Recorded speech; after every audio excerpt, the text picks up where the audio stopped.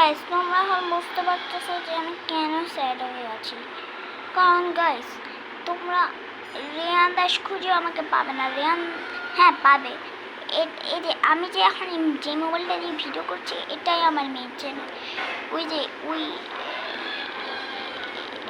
হ্যাঁ ওই চ্যানেলটা আছে না, ওই চ্যানেলটার সব আমাকে ব্যাঙ্ক করে দিয়েছে, মানে আমাকে অ্যাকাউন্ট চলে গেছে। হ্যাঁ গাইস অ্যাকাউন্টে চলে গেছে, তাই জন্য এটাই আমি মেন চ্যানেল বলছি। আমি আর থার্ড চ্যানেল বানাবো না গাইস, কারণ এটা আমার সেকেন্ড চ্যানেলই থাকবে। Reyan Das live, Reyan live video, আর হচ্ছে রেয়ান দাস, হ্যাঁ রেয়ান দাস এই চ্যানেল গাইস।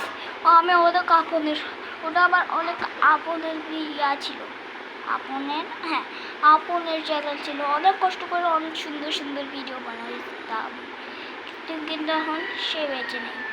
ওই অ্যাকাউন্টটা যেটা দিয়ে আমি ভিডিও বানাই, অনেক কষ্ট হচ্ছে আমার। বেশ মানুষের খবরের জন্য ধন্যবাদ।